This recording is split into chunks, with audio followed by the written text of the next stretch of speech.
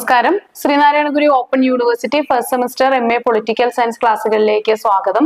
Introduction to political theory എന്ന പേപ്പറിലെ third ബ്ലോക്കിലെ സെക്കൻഡ് യൂണിറ്റ് ആണ് നമ്മൾ ഡിസ്കസ് ചെയ്യുന്നത്.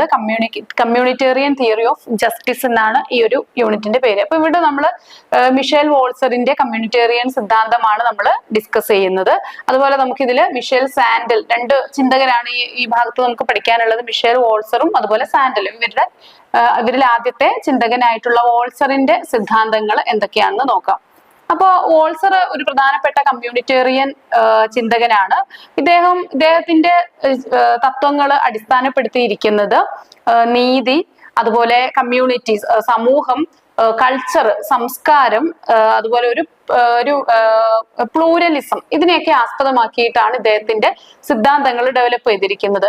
അപ്പൊ സ്ഫിയർ ഓഫ് ജസ്റ്റിസ് എന്ന 1983 ഇദ്ദേഹം രചിച്ച ഒരു ഗ്രന്ഥത്തിലാണ് ഇത്തരം ആശയങ്ങളൊക്കെ ഇദ്ദേഹം പറയുന്നത്. അപ്പൊ നമുക്ക് കമ്മ്യൂണിറ്റേറിയൻ സിദ്ധാന്തത്തിന്റെ ക്യാരക്ടറിസ്റ്റിക്സ്, അതിന്റെ പ്രത്യേകതകൾ എന്തൊക്കെയാണെന്ന് നോക്കാം. അപ്പൊ കമ്മ്യൂണിറ്റേറിയന്മാര് രാഷ്ട്രം മാത്രമല്ല, ഒരു വ്യക്തിയുടെ സംസ്കാരവും സമൂഹവും ഒക്കെ അവരുടെ രാഷ്ട്രീയ തത്വങ്ങളിൽ പ്രധാനപ്പെട്ട ഘടകങ്ങളായിട്ട് വർത്തിക്കുന്നുണ്ട്, നിലനിൽക്കുന്നുണ്ട് എന്നാണ് ഇവര് വാദിക്കുന്നത്. അതുപോലെ തന്നെ ലിബറൽ ചിന്തകനായ ജോൺ റോൾസ്, നമ്മൾ കഴിഞ്ഞ ക്ലാസ്സിൽ റോൾസിന്റെ കുറെ ആശയങ്ങൾ നമ്മൾ ഡിസ്കസ് ചെയ്തിരുന്നു. റോൾസ് ഒരു ലിബറലിസ്റ്റ് ആണ്. അപ്പൊ അദ്ദേഹത്തിന്റെ ആശയങ്ങളോട് തീർത്തും കോൺട്രഡിക്ടറി ആയിട്ട്, അല്ലെങ്കിൽ അതോട് തീർത്തും എതിർത്ത് നിൽക്കുന്ന ആശയങ്ങളാണ് മിഷേൽ വോൾസർ മുന്നോട്ട് വെക്കുന്നത്. ഇനി നീതിയും അതിന്റെ ഡിസ്ട്രിബ്യൂഷനും ഓരോ സമൂഹത്തിലെ സാംസ്കാരികവും മതപരവും അതുപോലെ തന്നെ ചരിത്രപരവുമായിട്ടൊക്കെയുള്ള പരിസരം അനുസരിച്ചിട്ടാണ്, ഒരു ബാക്ക്ഗ്രൗണ്ട് അനുസരിച്ചിട്ടാണ് ഓരോ സമൂഹത്തിലും നീതിയുടെ ഡിസ്ട്രിബ്യൂഷൻ അല്ലെങ്കിൽ വിഭജനം ഉണ്ടാകുന്നത് എന്നാണ് വോൾസറുടെ അഭിപ്രായം. ഇനി ഇതിന്റെ പ്രധാനപ്പെട്ട ആശയങ്ങൾ, ഒന്നാമത്തേത് സോഷ്യൽ വാല്യൂസ് ആണ്, സാമൂഹിക മൂല്യങ്ങൾ. നീതി ഓരോ സംസ്കാരത്തെയും സമൂഹത്തെയും ആശ്രയിച്ചാണ് നിലനിൽക്കുന്നത്, അല്ലെ? അപ്പൊ നീതി എന്ന് പറയുന്നത് അതൊരു ഒരു റിലേറ്റീവ് ആയിട്ടുള്ള ഒരു ആശയമാണ്, ഡിപ്പെൻഡ് ചെയ്തിരിക്കുന്ന ഒരു ആശയമാണ്. അത് ഓരോ ഘട്ടത്തിലും ഉള്ള ഒരു ഘട്ടത്തിലുള്ള നീതി ആയിരിക്കില്ല മറ്റൊരു ഘട്ടത്തിലുള്ള നീതി എന്ന് പറയുന്നത്. അത് ഡിപ്പെൻഡ് ചെയ്തിരിക്കും, റിലേറ്റീവ് ആണ് നീതി എന്ന് പറയുന്നത്. 2, വ്യക്തിയെക്കാളും സമൂഹത്തിന് പ്രാധാന്യം, അതായത് കമ്മ്യൂണിറ്റി ഓവർ ഇൻഡിവിജ്വൽ. അപ്പൊ വ്യക്തിയെക്കാളും ഇമ്പോർട്ടൻസ് ലഭിക്കുന്നത് ആർക്കാണ്? അത് കമ്മ്യൂണിറ്റിക്കാണ്. വ്യക്തിയുടെ സ്വാതന്ത്ര്യത്തിനും അവകാശങ്ങൾക്കും അതിന്റെ സാമൂഹിക സാഹചര്യങ്ങളാണ് കളമൊരുക്കുന്നത്. അപ്പൊ സാമൂഹിക സാഹചര്യങ്ങൾക്കാണ് പ്രാധാന്യം, വ്യക്തിക്കല്ല ഇവിടെ പ്രാധാന്യം, മറിച്ച് ആർക്കാണ്? കമ്മ്യൂണിറ്റിക്കാണ് പ്രാധാന്യം വരുന്നത്. ഇനി ഇവിടെ ഒരു പ്ലൂരലിസ്റ്റിക് ജസ്റ്റിസ്, നമുക്കതിനെ മലയാളത്തില് ബഹുമുഖ നീതി എന്നൊക്കെ പറയാനായിട്ട് പറ്റും, അല്ലെ? മൾട്ടിഫേഷ്യൽ ആയിട്ടുള്ള ഒരു കാഴ്ചപ്പാടാണിത്. നീതി ഒരു സാമാന്യമായിട്ടുള്ള ഒരു ജനറൽ സിദ്ധാന്തമൊന്നും അല്ല നീതി. അതിനെ ഓരോ സമൂഹവും വ്യത്യസ്തമായിട്ടാണ് കാണുന്നത്. നീതിയുക്തമായിട്ടുള്ള സമീപനം എന്ന് പറയുമ്പോൾ അത് നമ്മളുടെ കൾച്ചറിനനുസരിച്ച്, നമ്മൾ നീതിയാണെന്ന് വിചാരിക്കുന്നത് ചിലപ്പോ മറ്റൊരു സംസ്കാരത്തില് അതാവില്ല അവിടുത്തെ നീതി, അല്ലെ? അല്ലെങ്കിൽ നമ്മൾ അനീതിയാണ് എന്ന് തോന്നുന്ന ഒരാശയം ആ സമൂഹത്തെ സംബന്ധിച്ചിടത്തോളം നീതിയായിരിക്കും. അതിന് ചരിത്രപരമായിട്ടുള്ള കുറെ പശ്ചാത്തലങ്ങൾ ഉണ്ട്.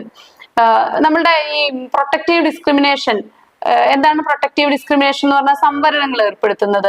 നമ്മൾ ഒരു കാഴ്ചപ്പാടിൽ നോക്കിയാൽ അത് നീതി അല്ല എന്ന് നമുക്ക് തോന്നിയേക്കാം. കാരണം എല്ലാവർക്കും ഒരുപോലെ വികസിക്കാനുള്ള അവസരത്തിൽ നിന്ന് ഈ മുന്നോക്കക്കാരെ തടഞ്ഞു നിർത്തുന്ന ഒന്നാണ് നീതി. അത് അനീതിയല്ലേ? ഈ സംവരണം അത് അനീതിയല്ലേ എന്ന് നമുക്ക് തോന്നിയേക്കാം. പക്ഷേ അത് മറ്റൊരു അർത്ഥത്തിൽ അത് നീതിയാണ്. കാരണം ഈ ഒരു വിഭാഗം പിന്നോക്കമായി പോകുന്നതിന് ചരിത്രപരമായിട്ടുള്ള കാരണങ്ങളുണ്ട്. അതിൽ മുന്നോക്കക്കാർക്ക് പങ്കുണ്ട്. അപ്പോ അതില് ഈ മുന്നോക്കക്കാരുടെ പിന്മുറക്കാരായിട്ടുള്ള ആളുകളെ ഇന്ന് ജീവിക്കുന്നവരും അതിന് ഉത്തരം പറയേണ്ടതുണ്ട്, അല്ലെങ്കിൽ അവർ ചില സാക്രിഫൈസ് അതിന് സഹിക്കേണ്ടതുണ്ട്. അപ്പൊ രണ്ടർത്ഥത്തില്, അല്ലെ, റിലേറ്റീവ് ആണ് നീതി എന്ന് പറയുന്നത്. ഇനി നമുക്ക് ഈ ഗ്രന്ഥത്തെ കുറിച്ച് നോക്കാം. സ്ഫിയർ ഓഫ് ജസ്റ്റിസ് എന്ന 1983 പുറത്തിറങ്ങിയ ഈ ഒരു ഗ്രന്ഥത്തില് നീതിയുടെ പല ഘടകങ്ങളെ കുറിച്ച് അദ്ദേഹം പറയുന്നുണ്ട്. അപ്പൊ മിഷേൽ വോൾസറിന്റെ വളരെ പ്രധാനപ്പെട്ട കൃതിയാണ് സ്ഫിയേഴ്സ് ഓഫ് ജസ്റ്റിസ് എന്ന് പറയുന്നത്. നീതി എന്നത് സമഗ്രമായിട്ട് ഒരേ അർത്ഥത്തിലോ അല്ലെങ്കിൽ ഒരേ തലത്തിലുള്ളതല്ല എന്ന് ഇദ്ദേഹം പറയുന്നു. അത് വ്യത്യസ്തമായിട്ടുള്ള സ്ഫിയേഴ്സിലെ മേഖലകളിൽ ഉള്ളതാണെന്ന് ഇദ്ദേഹം പറയുന്നുണ്ട്. അതുകൊണ്ട് തന്നെ സമ്പത്തിന്റെ, വെൽത്തിന്റെയും അതുപോലെ പവർ, അധികാരത്തിന്റെയും വിദ്യാഭ്യാസത്തിന്റെയും ഒക്കെ വിതരണ വ്യവസ്ഥകൾ ഓരോ സമൂഹത്തിലും വ്യത്യാസപ്പെട്ടിരിക്കും. അത് അവിടുത്തെ പ്രത്യേക സാഹചര്യങ്ങൾക്ക് അനുസൃതമായിരിക്കും എന്നാണ് വോൾസർ പറയുന്നത്. ഉദാഹരണം നോക്കാം, നമുക്ക് ആരോഗ്യ പരിചരണം അല്ലെ, ഏറ്റവും പിന്നോക്കം നിൽക്കുന്ന ആളുകൾക്ക്, വിഭാഗങ്ങൾക്ക് ലഭിക്കേണ്ടതാണ് ഈ ആരോഗ്യ പരിചരണ, സൗജന്യമായിട്ടുള്ള ആരോഗ്യ പരിചരണ രീതികൾ. അപ്പൊ സംസ്കാരം കരുതും. പക്ഷെ ചില സമൂഹങ്ങൾ അതിനെ ഡിഫറെന്റ് ആയിട്ടാണ് മീറ്റ് ചെയ്യുന്നത്.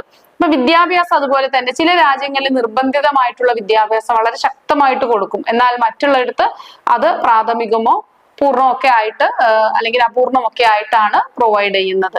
അപ്പൊ ഇത് ഓരോ സിറ്റുവേഷനായിട്ട് ബന്ധപ്പെട്ടാണ് അത് നിൽക്കുന്നത്.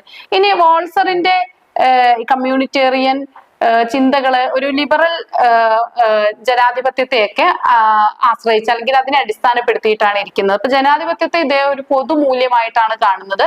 അപ്പൊ അതിന്റെ പ്രയോഗം ഓരോ സംസ്കാരങ്ങളിലും വ്യത്യസ്തപ്പെട്ടിരിക്കുമെന്ന് ഇദ്ദേഹം പറയുന്നു.